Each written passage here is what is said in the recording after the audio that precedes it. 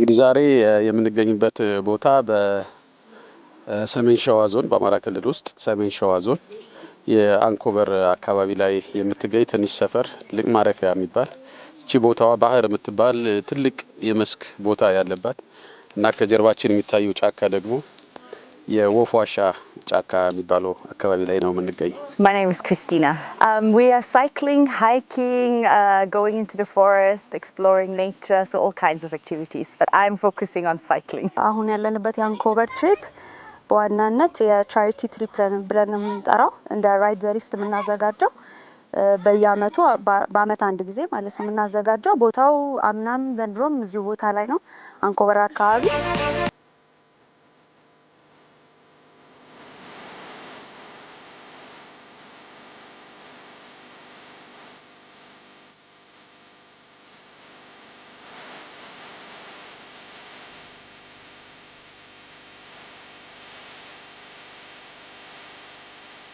Oh, it's all very well organized. So essentially we just signed up to ride the rift. ይህን የጉብኝት መርሃ ግብር ያዘጋጁት ራይድ ዘ ሪፍት ናቸው። ይህን የመሰለ ውብ ስፍራ ከመምረጥ ጀምሮ ድንኳንና መወዳደሪያ ብስክሌቶችም አዘጋጅተዋል። እኔ ተራራ መውጣት እንቅስቃሴ እወዳለሁ። ዛሬ ግን ብስክሌት ልወዳደር ነው። You can make changes along the way. So if today I don't feel like cycling, I could go on a hiking adventure. ስንጀምር ከ3 አመት በፊት የመጀመሪያውን የበጎ አድራጎት ስራ በዚህ በቱር ፕሮግራም ስንጀምር ከአዋሽ እስከ አንኮበር የሚል የብስክሌት እና የእግር ጉዞ አካሄደን ከ70 ሰው በላይ የተሳተፉበት በዛ ጊዜ ነበር የጀመርነው።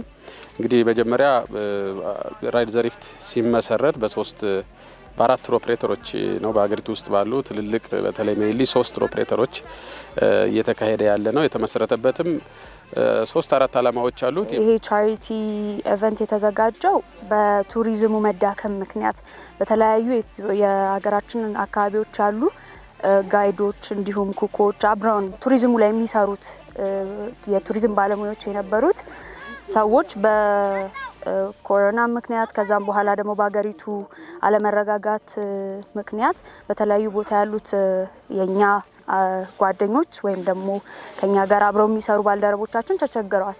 ስለዚህ ይሄ ቻሪቲ ኢቨንት ለነሱ እኛ እየሰራን እንግዶቻችንን አስተናግደን በሚገኘው ገቢ ከኛም ከድርጅታችን ጋር በመተባበር ለነዚህ ለተጎዱ አካባቢ ላሉ ጋይዶችና እንዲሁም ኩኮች እንዲሁም አሲስት የሚያደርጉን አባላት ለነሱ እንደ ገቢ ወይም ደግሞ እንደ ድጋፍ እንዲሆን ነው ቻሪቲ ኢቨንቱ የተዘጋጀው። ተጨማሪ ደግሞ እንግዲህ እንደምታውቁት በኮቪድ ምክንያት በተለይ አዲስ አበባ ውስጥ የሚኖሩ የውጭ ሀገር ነዋሪዎች ወይም ደግሞ እነዚህ ኤክስፓትስ ምንላቸው የዲፕሎማቲክ ኮሚኒቲው እነሱ እድል ይፈልጉ ነበር ለመውጣት ተዘግቶ መዋል። ምክንያቱም ስራ ቁሟን ቤት ነው የሚውሉት እና ይሄን ነገር ያው ከሰው ጋር መገናኘት አይቀርምና እስኪ እናመቻች እድል እንፍጠርላቸው ኦፖርቹኒቲ እንፍጠርና አንዳንድ እንቅስቃሴዎችን እንዲያደርጉ ቢያንስ ከአዲስ አበባ ባራቀ መንገድ ብዙ በቅርብ ርቀት በሚገኙ ቦታዎች ላይ አዳዲስ ብዙ ያልተጎበኙ ያልተገኙ ያልተዳሰሱ ቦታዎች ይኖራሉ። ያው ኢትዮጵያ ትልቅ ሀብት ነው ያለንና እነሱን ነገሮች እያጠናን እስኪ እድል እንፍጠርላቸው በተጨማሪ የሚልም ሀሳብ በዛው ተከታትሎ መጣ።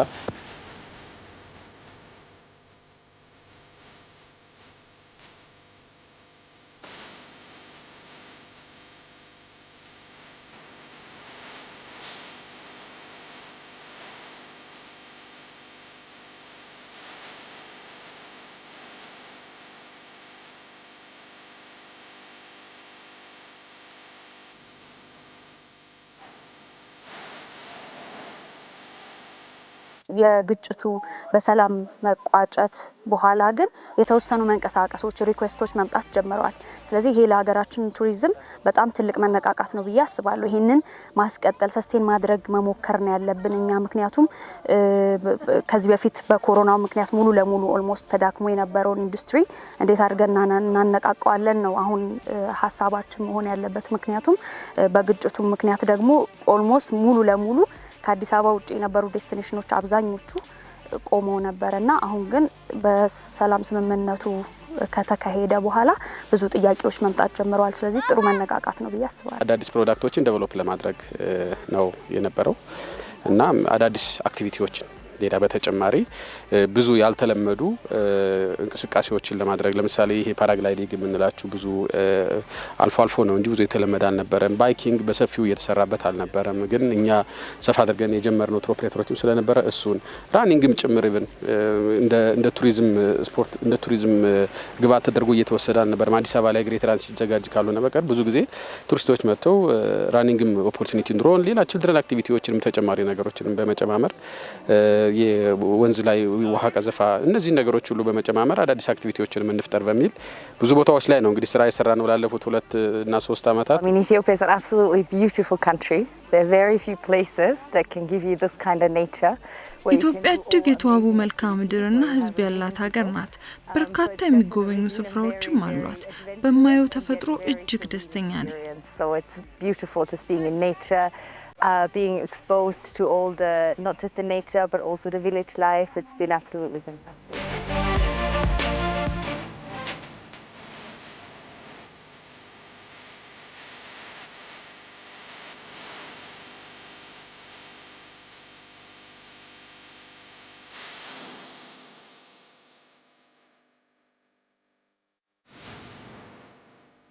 ቆንጆ ነው ሀገርማ ቆንጆ ነው ምክንያቱም ከልጅነታችን ጀምሮ ሀገርን ወቅ ከበብ እየተቋቋመን ያደግነው አይደለ ያው ያን ያህል ባንጠቀምበትም አሁን ግን ያሉ የሃይኪንግ ግሩፖች እነዚህ ቱሪዝም ላይ መስራት የሚፈልጉ ለሎካሉ ብዙ ይሄ ኦፈሮችን ያቀርቡ ያሉ ድርጅቶች አሉ አብዛኞቹ ልክ ናቸው ብዬ ባላስብም ነገር ግን ፕሮፌሽኑን አውቀው በስትክክል የሚሰሩ ደግሞ የተወሰኑ አሉ ይሄ በጣም ትልቅ ነገር ነው ምክንያቱም እኛ ከውጭ ሀገር ለሚመጡ እንግዶች ስናቀርብ የኛ የቅርብ ሰው ግን ስለ ሀገሩ ማያውቅበት ሁኔታ ነው ያለው ስለዚህ ያንን ለማነቃቃት በጣም ጥሩ እንቅስቃሴ እየጀመሩ ነው ማነቃቃቱ አለ አዋለ ምክንያቱም ከውጭ ብቻ ሳይሆን ያየነው ሀገር ውስጥም ያለውን ቱሪስት ማነቃቃት ተችሏል ብዙ ለውጦችን አይተናልና ለወደፊቱም ለዚህ ለዓለም አቀፍ ቱሪስቱ ለኢንተርናሽናል ቱሪስቱ እንደ ግባቱ ነው ለፓኬጆቻችን ውስጥ እያስገባን እንጠቀምባቸዋለን ዴፊኒትሊ እየሰራንባቸው ነው ያሉትና ሞር እድልን በመፍጠር ተጨማሪ እንግዶችንም ሊስቡ ይችላሉ በተለይ እዚህ በፊት ኢትዮጵያን የሚያውቋት በተደጋጋሚ መጡባት ሰዎች ከሆኑ ዋው እንዲህ አይነት ነገር ማለ እንዲህ ያላየሁት ይያሉ ሁሉ ለመምጣት ያበቃቸዋል ማለት ነውና በአንዳንድ ጊዜ ሰዎች የተለመዱ ነገሮችን ማየት የማይፈልጉ ሰዎችም አሉ ላይክ ዌል አሁን መተው ላሊበላ ወይ ጎንደር ወይ ሰሜን ወይ ባሌ ወይ ጅንካ እንደዚህ አይነት ቦታ ላይ ሳይሆን ለየት ያለ ቱሪስት ብዙ ማሄድበት ቦታ ላይ መሄድ ደግሞ የሚፈልጉ ይኖራሉ እነዚህ አይነት ፕሮዳክቶች ለነሱ በጣም ወሳኝ ግብዓቶች ናቸውና በጣም ደስ የሚል ነገር ነው እኛም ከስራችንም አንፃር በተለያየን ከመጣ ነው ለውጥ አንፃር በበኩላችን ደስተኞች ነን come visit Ethiopia that's my message it's a beautiful country በተለያዩ ሚዲያዎች ስለ ኢትዮጵያ የሚወራው ነገር አስጨናቂ ነው እኔ ግን እዚህ ሀገር 3 አመት ኖሬያለሁ ህዝቡንና ሰላሙን አውቀዋለሁ በመላው ዓለም የሚገኙ ጓደኞቼም እዚህ መተው ኢትዮጵያን እንዲጎበኙ ሁሌም መጋብዛቸዋለሁ ኢትዮጵያ ለጉብኝትም ሆነ ለኑሮ የምትስማማ ውብ ሀገር መሆኗን እመሰክራለሁ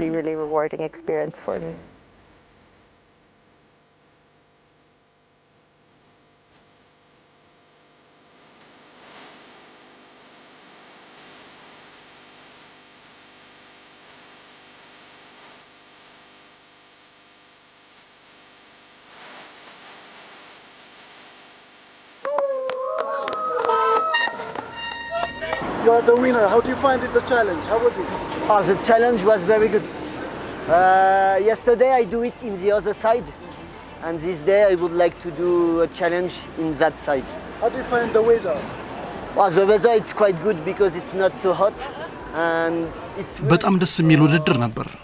አየሩም ምቹ ነው፣ ሙቀት የለውም። ለብስክሌት ውድድር ምቹ ሆኖ አግኝቼዋለሁ።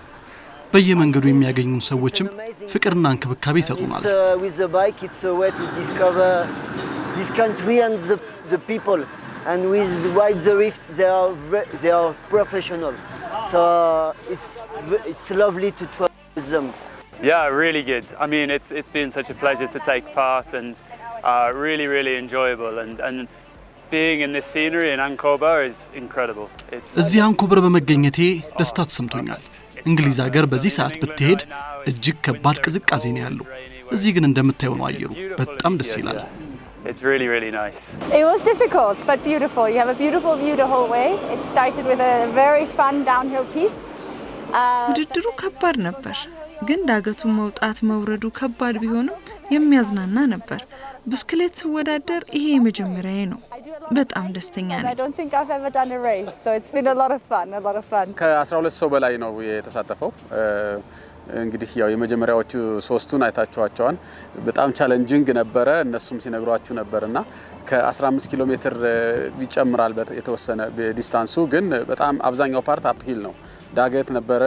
ያው ጠጠር ነው መንገዱ፣ በጣም አስቸጋሪ ነው። ግን ላንድስኬፑ ያምራል። እሱን አየሩ ቀዝቃዛ ነው፣ ንጹህ ነው። እሱን ኢንጆይ እያደረጉ እንግዲህ የመጀመሪያዎቹ 3 ሰዎች ገብተዋል። የመጀመሪያው በጣም ታፍ የሆነ ሰው በ1 ሰዓት ከ03 ደቂቃ ገብቷል እና ደስ የሚል ነው። ጥሩ ነው። They have to visit the country because maybe we have to do the promotion. ኢትዮጵያን መጥታችሁ እንድትጎበኙ ሁላችሁንም እጋብዛለሁ።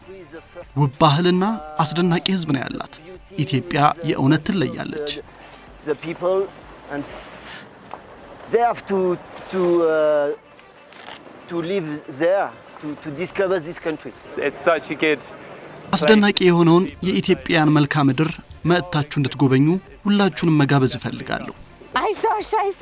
I saw whoever is coming.